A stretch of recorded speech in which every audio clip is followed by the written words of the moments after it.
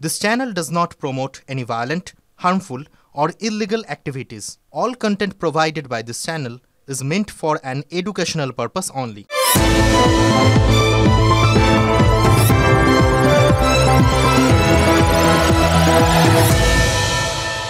পৃথিবীর প্রাচীনতম শিখা ইরানের ইয়াজদ প্রদেশে পার্সিদের অগ্নিমন্দিরে এই শিখাটা জ্বলছে, এখনও জ্বলছে।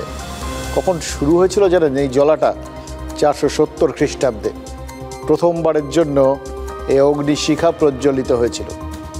যখন এই অগ্নিশিখা প্রজ্বলিত হয়েছিল তখন কিন্তু ইসলামের প্রচলন হয়নি। 750 খ্রিস্টাব্দে ইরানে ইসলাম পৌঁছেছিল, আর পার্সিদের একাংশ তারপর ভারতে চলে এসেছিলেন, আর বাকি যারা ছিলেন তারা সবাই ধর্মান্তরিত হয়ে যান। কিন্তু ইরানে সনাতনী ধর্মের এই ধুনি নেভেনি, বলা ভালো নিভতে দেওয়া হয়নি। হাতে গোনা কয়েকজন পরিবার যারা পার্সি ছিলেন ওখানে, যারা ইরানে থেকে গেছিলেন, তারাই বংশ পরম্পরায় 1700 বছর ধরে, ঠিক শুনেছেন, 1700 বছর ধরে এই ধুনিটা জ্বালিয়ে রেখেছেন, অনির্বাণ শিখা। আর এই বংশগুলো তাদের বাঁচিয়ে রাখা, তাদের সংরক্ষণ করার কাজটা কারা করছে? ইরানের ওই শিয়া ইসলামী সমাজ। দেখুন মাঝখানে কত কিছু পরিবর্তন হয়েছে, রাজতন্ত্র থেকে ধর্মীয় সমাজতন্ত্র এসছে, কিন্তু বড় ধর্মের প্রতি ওই সহিষ্ণুতার ধারাবাহিকতা সেটা বদলায়নি, এক বিন্দু ভাটা পড়েনি। কেন বলছি? আজ খুব মনে হচ্ছে জানেন তো, কারণ ইউনূসের এই জামাত সরকারের কল্যাণে, কিংবা কল্যাণে কী করে বলি, অকল্যাণেও বলতে পারেন, প্রত্যেক দিনই তো কোনো না কোনো দুঃসংবাদ আপনাদের দেওয়ার জন্যই রাত 9টায় বসতে হচ্ছে। এরকম তো সময় খুব বেশি যায়নি না। আর তাই জন্যই আজ ইয়াজদ শহরের ওই ধ্বনিটার কথা মনে পড়লো জানেন তো। মনে হলো কি জানেন, এই সহিষ্ণুতার ধ্বনিটা শুরুতে আমরাও একটু জ্বালিয়ে দিই, দেখুক গোটা বিশ্বে এই শিক্ষাটা যদি একটুখানি ছড়িয়ে পড়ে, খারাপ কি? এমনিতে ঢাকা থেকে ইরানের ইয়াজদ শহর সেটা তো অনেক দূরে, হয়তো ইউনূস আর ওই জামাতের নেতারা অত দূর দেখতে পাচ্ছেন না, দেখতে চাইছেন কিনা জানি না, কিন্তু আমরা ধরে নিচ্ছি দেখতে পাচ্ছেন না, দূরত্বজনিত কারণেই হয়তো। এবার কলকাতায় এই ধুনির ছবিটা পুনঃসম্প্রচার করলে হয়তো চোখে পড়তে পারে, কারণ আজকাল তারা ওই কলকাতার মিডিয়াগুলোর ওপর খুব নজর রেখেছেন, তো কী দেখানো হচ্ছে, কি বলা হচ্ছে, সেগুলো না দেখলে তার পরবর্তী পদক্ষেপগুলো ঠিক করতে পারছেন না। আর যেই সোশ্যাল মিডিয়ায় বাংলাদেশ শুদ্ধ লোক অপপ্রচার করছে, সেখানেও কিন্তু এই ধুনিটার অনেক ভিডিও আছে, দেখে নিতে পারে তারা। এমনিতে দেখুন, ভারতের বিদেশ সচিব বিক্রম মিস্ত্রি গেছিলেন কথাবার্তা বলেছেন, শুধু কথা বলেননি, ইউনূসকে চোখে ওই ধুনি দেখিয়ে দিয়ে চলে এসছেন। ভারতের বিদেশ সচিবকে ইউনূস ডেকেছিলেন, হয়তো ভেবেছিলেন যে আসবে একটু পাল্টা শাসানি দিয়ে দেবেন, নতুন হয়েছেন তো রাষ্ট্রপ্রধান, ভাবলেন একদম কড়া করে শেখ হাসিনার প্রত্যর্পণের দাবিটা বেশ পেশ করা যাবে। কিন্তু বিক্রম মিস্ত্রির মুডটা এমন ছিল, আমার ধারণা ইউনূস সেই মুড দেখে এই সমস্ত কথাবার্তা পারার কোনো চেষ্টাই করেননি। বিক্রম মিস্ত্রি হাসিনা সোজাসুজি জানিয়ে দিয়েছিলেন যে হাসিনাকে ফেরত দেওয়ার প্রশ্নই ওঠে না। বুঝিয়ে দিয়েছেন ইউনূসকে, দলাই লামাকে ভারত যে যুক্তিতে আশ্রয় দিয়েছে, শেখ হাসিনাও সেই একই যুক্তিতেই ভারতের আশ্রয় রয়েছেন। দেখুন, শেখ হাসিনা তিনি ব্যক্তিগতভাবে ভারতের ভেতরে থেকে বাংলাদেশের অভ্যন্তরীণ বিষয় নিয়ে বিভিন্ন মন্তব্য করেছেন সাম্প্রতিককালে, সেগুলো নিয়ে একটু আপত্তি ছিল ইউনূস সাহেবের। কিন্তু মুশকিল কি জানেন, বিক্রম মিস্ত্রি তাকে পরিষ্কার বলে দিয়ে এসছেন এগুলো তার ব্যক্তিগত অভিমত, এই সবের ওপর ভারত কখনোই নিয়ন্ত্রণ আনার চেষ্টা করতে পারে না। তাই ভারত কিছু করবে না, সোজা বাংলায় শেখ হাসিনার মুখ বন্ধের চেষ্টা করবে না, এটা বুঝিয়ে দিয়েছেন। রইল বাকি ভারতের মিডিয়া, ভারতীয় সংবাদ মাধ্যমে যা সম্প্রচার হচ্ছে সেগুলো নাকি সব ভুল, এগুলো এরকমভাবে প্রচার করতে দেওয়া উচিত না। সরকারের নাকি দায়িত্ব নেওয়া উচিত যাতে আমরা এই খবরগুলো প্রচার করতে না পারি। কি মুশকিল, সরকারের এত দায়িত্ব রয়েছে, তার উপর আরও একটা দায়িত্ব চাপাচ্ছেন ইউনূস সাহেব। যাই হোক, সেটাও খুব সুন্দর করে বিক্রম মিশ্রি বুঝিয়ে দিয়ে এসছেন। সংবাদ মাধ্যমে যা প্রচারিত হচ্ছে, ভারতীয় সংবাদ মাধ্যম যে খবরগুলো প্রত্যেক দিন দেখাচ্ছে, সেগুলোর দায় ভারত সরকার নেবে না, কিন্তু সেগুলোকে নিয়ন্ত্রণের চেষ্টাও ভারত সরকার করবে না, কারণ সংবাদ মাধ্যম তার একটা স্বতন্ত্র গোষ্ঠী, তাদের একটা দায়িত্ব আছে। পাশাপাশি আরেকটা জিনিস বুঝিয়ে দিয়েছে, এটা খুব ইন্টারেস্টিং। উনি আমাদের এখান থেকে বিভিন্ন বক্তব্য ঠক্তব্য বা এখানকার সংবাদ মাধ্যমের কথা বলছিলেন তো, ইউনুস, মোহাম্মদ ইউনুসকে বিক্রম মিশ্রি পরিষ্কার বলে দিয়ে এসছেন বাংলাদেশের মাটির থেকে যে লাগাতার ভারত বিরোধী মন্তব্যগুলো হচ্ছে সেগুলো কিন্তু তারা ভালোভাবে নিচ্ছেন না, সমঝে দিয়েছেন আর কি। এবং বাংলাদেশের মাটিতে সংখ্যালঘুদের ওপর যেভাবে অত্যাচার হচ্ছে, যেভাবে আক্রমণ হচ্ছে, সেটাকেও যে মেনে নেওয়া হচ্ছে না, মেনে নেওয়া যাচ্ছে না, সেটাও ভারতের বিদেশ সচিব স্পষ্ট বলে দিয়ে এসছেন মোহাম্মদ ইউনুসকে। যখন একটা দেশে বিচারের দাবি উঠে এবং যার বিচারের দাবি উঠে তাকেই অন্য একটা দেশ আশ্রয় দেয়, তখন সেটা নিয়ে যে দেশ বিচারের দাবি করছে, যে দেশের মানুষ বিচারের দাবি করছে, সে দেশের মানুষের মনে ক্ষোভ হওয়া কোনোই অস্বাভাবিক বিষয় না।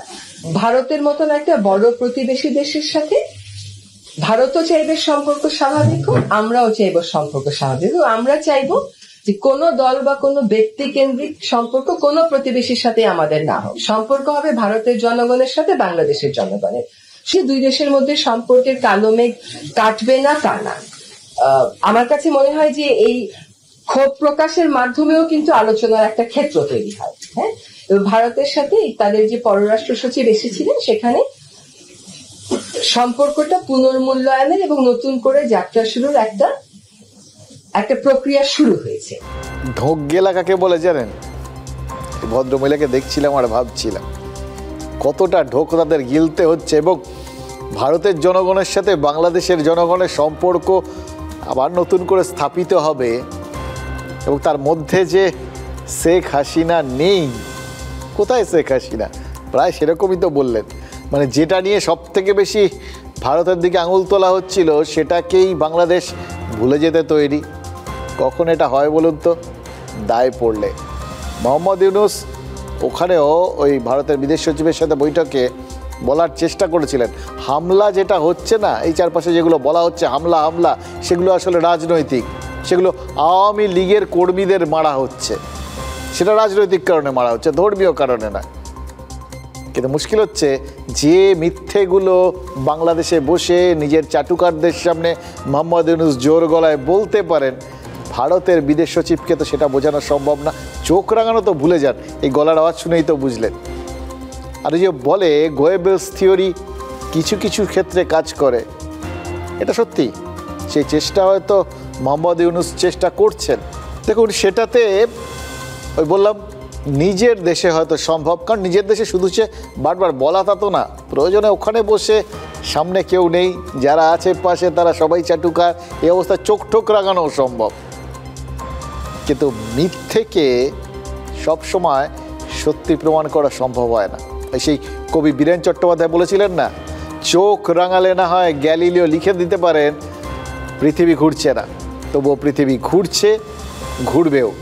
যতই তাকে চোখ রাঙাও, পৃথিবী তো ঘুরছে। আর ইউনুসের পৃথিবীও তো ঘুরতে শুরু করেছে। ভারতের বিদেশ সচিব তো ঘুরেই এলেন, আর আমেরিকায় সেখানে তো বাইডেন ঘুরে গিয়ে ট্রাম্প চলে এসেছেন। আরও এক জায়গায় ঘোরাঘুরি শুরু হয়ে গেছে, চট্টগ্রামের দুয়ারে আরাকান আর্মির ঘোরাঘুরিটাও শুরু হয়ে গেছে। এবার তার ফল কি? মাথা ঘুরতে শুরু করেছে কোথাও গিয়ে ইউনুসের। কি করে নিজের সীমান্ত বাঁচাবেন ভাবুন। আমাদের দেশের সীমান্তে উৎপাত করার কথা ভাবছিলেন, এবার তার বদলে নিজের দেশের সীমান্ত নিয়ে তার মাথা ব্যথা শুরু হয়ে গেছে। আর মাথা ঘোরা কি তার শুধু রয়েছে? বিএনপির মাথা নেই, বিএনপির মাথাও তো ঘুরতে শুরু করেছে, কারণ তারা নির্বাচন চাইছে। তাদের মনে হচ্ছে আরে এত কিছু হলো, কোথায় এবার ফাঁকা মাঠ, আওয়ামী লীগ পুরো পগার পাড়, শেখ হাসিনা ভারতে, আওয়ামী লীগের নেতারা সবাই হয় পালিয়ে গেছেন, নয় আত্মগোপন করে আছেন, পুরো ফাঁকা মাঠ। কোথায় তারা এসে ড্যাং ড্যাং করে ওই সিংহাসনে বসে যাবেন, তার বদলে কোথা থেকে কে ইউনূস এসে এখন সরকার চালাচ্ছেন, এবং তার মানে অন্য কিছু সরে যাওয়ার কোনো আগ্রহই নেই, ইঙ্গিতই নেই। এটা তো হতে পারে না। বুঝতে পারছেন, সময়ের চাকাটা ঘুরতে শুরু করেছে। এই সময়ের চাকা পুরো এক পাক ঘুরে যাওয়ার আগে তাতে অনেক অদল বদল হয়ে যাবে। কয়েকটা কথা বরঞ্চ বলেই ফেলি এবেলা, যে কথাগুলো আজ আপনারা জানেন, না বললেই না।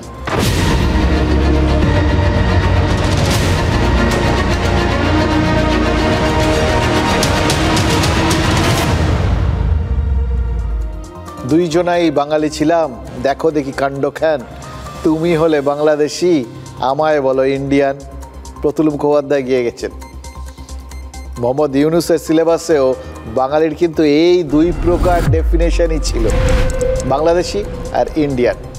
এবার বাংলাদেশের মধ্যে যারা থাকেন তারা বাংলাদেশি, আর ভারতে যারা থাকেন মানে ভারতে যারা বাঙালি তারা ইন্ডিয়ান। এটাই স্বাভাবিক, সোজা সাপটা ব্যাপার। কিন্তু এর মধ্যেও একটা রাজনৈতিক ভাঁজ রয়েছে। বাংলাদেশে যখন যারা হিন্দুরা যারা রয়ে গেছেন, অথবা যারা আওয়ামী লীগ নেতা বা সমর্থক, তারাও এখন ইন্ডিয়ান। বিশিষ্ট বুদ্ধিজীবী আছেন না, এই তত্ত্বাবধায়ক সরকারের মধ্যে আছেন আসিফ নজরুল, তিনি তো টানা প্রচার করে গেছিলেন বাংলাদেশ নাকি ইন্ডিয়ানে ছেয়ে আছে, বাংলাদেশের চাকরিতে নাকি 26 লাখ ইন্ডিয়ান রয়েছে। ভাবা যায়, 26 লাখ, 26 জনকেও এইভাবে বার করতে পারেননি। পরে অবশ্য হিসেব টিসেব দেওয়ার রাস্তায় আর হাঁটেননি, কিন্তু গণ অধিকার পরিষদের নেতা আরেকজন, তিনি তো আরেক কাঠি ওপরে, তারেক রহমান, তিনি আসিফ নজরুলের এই পর্দা ফাঁস হতে দেখেও কিছু শেখেননি। তিনি সরাসরি অভিযোগ করেছেন যে চট্টগ্রাম অর্থনৈতিক অঞ্চলে নাকি অনেক ইন্ডিয়ান রয়েছে, এবার তাদের নাকি লাথি মেরে ইন্ডিয়ায় তাড়িয়ে দেওয়া হবে। এবার তার যে এই মিথ্যে কথাগুলো এবং এর পেছনের যে অভিসন্ধিটা, এরা না অদ্ভুত একটা দুনিয়ায় বাস করে, ভাবে কেউ তাদের এই মিথ্যেগুলো ধরতে পারে না, বা কেউ তাদের অভিসন্ধিটা ধরতে পারে না। এর চট্টগ্রামেই কিন্তু তাদের এই যাবতীয় অভিসন্ধি পাল্টা ধাক্কা খেতে শুরু করেছে। দেখুন, এটা ভাবতে পারেন যে এই ছেলেটা, এর অল্প বয়স, প্যান্ট শার্ট পরা, ঝকঝকে চেহারা, এও মনে মনে এরকম মৌলবাদী হতে পারে? হবে না কেন বলুন তো? একবার জিন্নার কথা মনে করুন, তিনিও তো কোট প্যান্ট পরা, চুরুট্টারা ব্যারিস্টার ছিলেন, ঝকঝক করে ইংরেজি বলতেন। ডিরেক্ট অ্যাকশনের ডাকটা কে দিয়েছিল? তিনিই তো দিয়েছিলেন। ভারত ভাগ কে করেছিল? তিনিই করেছেন। এবার তারেক রহমান তাহলে আর নতুন কি বলবেন? কিন্তু একটা মজার ব্যাপার কি জানেন, এই তারেক রহমানের এত রাগ থাকতে পারে, কিন্তু তারেক রহমানের উপর প্র্যাকটিক্যালি রাগ করে লাভ নেই। তারেক রহমানের এই সমস্ত না বলে উপায় নেই। বলবেন কি? নর্মাল কোর্সে তারও ইচ্ছে একটা কোথাও গিয়ে তিনি ক্ষমতা পাবেন, একটা কোথাও চেয়ারে বসবেন, নেতা হবেন। এবার মুশকিল হচ্ছে নর্মাল কোর্সে নেতারা কি বলেন, আমি তোমার এই উপকার করব, আমি তোমার এই উন্নতি করব, এখানে এই করব। সেসব বলার তো মুরদ নেই, ইনফ্যাক্ট বলার মতো পরিস্থিতিই নেই। গোটা দেশটা আস্তে আস্তে রসাতলে যাচ্ছে, সেটা তো বুঝতে পারছেন। এবার সেখানে যদি মানুষের যে রাগ ঠাকগুলো আকাশ ছুঁতে চলেছে, মানে যাবতীয় খাবার দাবার সব কিছুর দাম যেভাবে আকাশ ছুঁচ্ছে, যেভাবে এই শিক্ষা সংস্কৃতি সব লাটে উঠছে, সেখানে লোকজন যে উল্টে রাখতে শুরু করেছেন সেটা তো তিনিও বোঝেন। সুতরাং তার একমাত্র উপায় কি? ওই সবাই যে সুরে এখন গা ভাসাচ্ছে, তিনিও সেই সুরেই গা ভাসাচ্ছেন, ভারতীয়দের নামে গালাগাল দেওয়া। এবার ভারতীয়দের নামে গালাগাল দিয়ে তার আগে এই ভারতীয়র ডেফিনেশনটা বাড়িয়ে নেওয়া, এটা তো শুধু মোহাম্মদ ইউনূসের এজেন্ডা নয়, এদের প্রত্যেকের এজেন্ডা। কারণ ওই যতজনকে তারা বিরোধী মনে করবেন, তাদের সবাইকে যদি একটা ভারতীয় তকমা লাগিয়ে দেওয়া যায়, তাহলে তাদের তাড়িয়ে দেওয়াটা সহজ হয়। লক্ষ্যটা তো তাড়ানো, পরিষ্কার করে বললেন। এবার তারা যদি সবাই চলে যান, রাজনৈতিক জমিটা তো ফাঁকা হয়ে যায়, যে যার ধান্দায় রয়েছে, বুঝলেন তো? শেখ হাসিনা ওই ফেনী চট্টগ্রাম অঞ্চলে ইকোনমিক জোন করেছিলেন। ফেনী চট্টগ্রামে হিন্দু, বৌদ্ধ, এদের ঘনত্বটা এমনিতে বেশি, সংখ্যালঘু ঘনত্ব, তারা অর্থনৈতিক জোন থেকে উপকৃত হয়েছেন। কিন্তু তার থেকেও বড় কথা, যেহেতু তারা বাংলাদেশি এবং যেহেতু শেখ হাসিনার জন্য তারা উপকৃত হয়েছেন, তাদের মধ্যে আওয়ামী লীগের প্রতি একটা দুর্বলতা রয়েছে, তার সমর্থকের সংখ্যা অনেক বেশি সেখানে, তাদের তো তাড়াতে হবে, নাহলে চট্টগ্রামে ঢোকা যাচ্ছে না। এই জন্য তারেক রহমানের কথায় তারা সব ইন্ডিয়ান হয়ে গেছেন। আসিফ নজরুলের মতো তিনিও তাই একটা থিওরি বার করে ফেলেছেন, হিন্দু বৌদ্ধ ব্যবসায়ী যারাই আছেন তারা সবাই ভারতীয়, তাদের তাড়াবেন আর তাদের বাজারটা দখল করবেন, ব্যবসাটা জবরদখল করে নেবেন। মানে বাংলাদেশে একটা জিনিস পরিষ্কার বুঝতে পারছেন তো, এতদিন অবধি রাগ ঠাক হচ্ছিল, এখন ভালো করে শুনুন, আপনাদের সবারই মনে মনে কিন্তু করুণাই হবে। কারণ একটা দেশ, সেখানে এত কষ্ট করে তারা সব ভাবলেন যে পরিবর্তন হবে, সাধারণ মানুষের কিছু উপকার হবে, তার বদলে কি হলো? মোল্লা থেকে বেনিয়া সবাই ধর্মটাকে সামনে রেখে এখন লুটে পুটে খাওয়ার চেষ্টা চালিয়ে যাচ্ছে। বাংলাদেশ থেকে ইন্ডিয়ান তকমা দিয়ে যদি হিন্দুদের তাড়ানোর চেষ্টা হয়, তাহলে এটা তাদের মাথায় নেই যে ভারতের ওপর শরণার্থীর ঢল নামতে পারে। এবার কোনোভাবে যদি ভারতের ক্ষেত্রে শরণার্থীর চাপ সামলাতে গিয়ে কোনো সমস্যা হয়, বা এই চাপটাকে সামনে রেখে ভারতেরও কিন্তু যে কোনো সিদ্ধান্ত নেওয়ার অধিকার রয়েছে, এটা তাদের মাথার থেকে বেরিয়ে গেছে। তো ইন্দিরা গান্ধী এই কথাটাই তো 1971 একটা পশ্চিমী সংবাদ মাধ্যমকে পরিষ্কার করে বলে দিয়েছিলেন। তারেক রহমান এটাও দেখে নিতে পারেন, সোশ্যাল মিডিয়ায় সাক্ষাৎকারটা এখনও আছে। তবে তার আগে আমরা তাকে বলবো অতটাও যেতে হবে না, পেছনে যাওয়ার দরকার নেই। এই মনমোহন সিং আর নরেন্দ্র মোদীর পরামর্শটা একবার শুনুন। মনমোহন সিংয়ের নীতি ছিল লুক ইস্ট, আর নরেন্দ্র মোদী বলেছেন গ্লোবাল সাউথ। আর বাংলাদেশের যারা হিন্দু মাত্রে ইন্ডিয়ান এই তত্ত্বটাকে কপচাচ্ছেন, তাদের এই দুটোকে মিলিয়ে একটু সাউথ ইস্টে তাকানো দরকার। আর এক ধরনের বাঙালি তারা দেখতে পাবে, এটা এখন তাদের জন্য আরও বেশি করে দেখা উচিত। ওই নিজেদের ওই যে ইন্ডিয়ান বলছেন সেই ইন্ডিয়ান না খুঁজে এই বাঙালিদের, এরা বাঙালি, এরা মগ, ঘটি বাটি মগ। প্রাচীন প্রবাদটা বোধহয় বাংলাদেশের এই তারেক রহমানের মতো লোকেরা ভুলতে বসেছে। কিন্তু 80 অলক্ষে দাঁড়ায়ছে তারা, দিবে কোন বলিদান, এই রকম একটা বার্তা যদি এখন কোথাও গিয়ে বাংলাদেশের দক্ষিণ পশ্চিম থেকে উঠতে শুরু করে, কারণ সেখানে মগ বাহিনী এসে উপস্থিত হয়ে গেছে, তখন কি করবেন? আরাকান আর্মি নাফ নদীর পূর্ব পাড়ে দাঁড়িয়ে রয়েছে, আর টেকনাফে বিস্ফোরণের পর বিস্ফোরণের শব্দ শোনা যাচ্ছে। এইটা কিন্তু মোহাম্মদ ইউনূসের সিলেবাসে ছিল না, জানেন তো। সিলেবাস থেকে তিনি মায়ানমার চ্যাপ্টারটাই বাদ দিয়ে দিয়েছিলেন। একদিকে মাথা ঠুকছিলেন পাকিস্তানে, আর আরেকদিকে বিষোদ্গার করছিলেন ইন্ডিয়ার দিকে। কিন্তু মাঝখানে মায়ানমার যে তাকে, তার চ্যাপ্টারে না থাকা মায়ানমার তাকে যে চ্যাপ্টা করে দেওয়ার ব্যবস্থা করে ফেলেছে, এটাই বোধহয় তিনি খেয়াল করে উঠতে পারেন। বাংলাদেশ আর্মি খবর রাখবে কি করে? তাই তো এখন পুলিশের কাজ সামলাতে হচ্ছে। ভাবুন, ছিল সেনা, হয়ে গেছে পুলিশ। এটা কতটা অধঃপতন সেটা তারাই ভাববেন আর কি। দেখুন, এই আরাকান আর্মি এরা হচ্ছে এথনো ন্যাশনাল গ্রুপ, মানে সাংস্কৃতিক জাতীয়তাবাদ থেকেই প্রতিরোধ আর্মির জন্ম। সে কারণেই রোহিঙ্গাদের সাথে এদের সংঘাত, কারণ রোহিঙ্গারা মুসলিম, আরাকান যোদ্ধারা বুদ্ধ। এবার রোহিঙ্গাদের এর আগে আশ্রয় দিয়েছে বাংলাদেশ, এটা আরাকান আর্মির রাগের একটা কারণ। ঠিক যে কারণে তারা রাগ দেখাতে যাচ্ছিলেন ভারতের ওপর, কেন তারা শেখ হাসিনাকে আশ্রয় দিয়েছে, সে একই কারণে তারা তো আবার পাল্টা রাগের শিকার হয়ে যাচ্ছে। আর দ্বিতীয় কারণ হচ্ছে পার্বত্য চট্টগ্রাম, বান্দরবন সহ যে পাহাড়ি অঞ্চলগুলো রয়েছে বাংলাদেশের ওই সীমান্ত অঞ্চলগুলো, সেখানকার উপজাতিগুলোর ওপর এতদিন তো চরম নিপীড়ন চলেছে। মায়ানমার সীমান্তে যে সমস্ত পার্বত্য জাতি রয়েছে তারা মূলত বৌদ্ধ অথবা নিজেদের উপজাতিক ধর্ম তারা অনুসরণ করে। এবার জামাতিরা তো তাদের ওপর ওই হিন্দুদের মতোই নির্যাতন চালায়। এবার তাদের পক্ষ নিয়ে এবার আরাকান আর্মি যদি চট্টগ্রামে উৎপাত শুরু করে, তখন কি হবে? করতে পারে, কিন্তু অতীতে তাবর মুঘল সুবাদার ওই মগ দস্যুদের উৎপাতে চট্টগ্রাম ছেড়ে পালাতে বাধ্য হয়েছেন। মগেরা এতটাই ডেঞ্জারাস। আরাকানের টেকনাফ সীমান্ত কিন্তু বললাম কার্যত অরক্ষিত, কারণ সেনা এখন গোটা দেশে পুলিশের কাজ করছে। হাসিনা বিদায়ের পর ওই জামাতের তাণ্ডবে তো পুলিশি ব্যবস্থাটাই ভেঙে পড়েছে। এটা ঠিক যে মোহাম্মদ ইউনূস যেটা বোঝানোর চেষ্টা করেছেন ভারতের বিদেশ সচিবকে, তার মধ্যেও কিছুটা হলেও সত্যতা আছে। ঠিক যেভাবে ওই সংখ্যালঘু হিন্দুদের ওপর নিপীড়ন চলছে, যেভাবে বৌদ্ধদের ওপর নিপীড়ন চলছে, ঠিক একইভাবে কিন্তু আওয়ামী লীগের যারাই রয়েছেন তাদের ওপর প্রবল নিপীড়ন চলছে। অসংখ্য আওয়ামী লীগ নেতা সমর্থককে ইতিমধ্যেই খুন করা হয়েছে। এমনকি আগের সরকারের তারা ঘনিষ্ঠ ছিলেন বা তাদের প্রতি তারা দায়বদ্ধ ছিলেন, এই অভিযোগে বহু পুলিশকে খুন করা হয়েছে।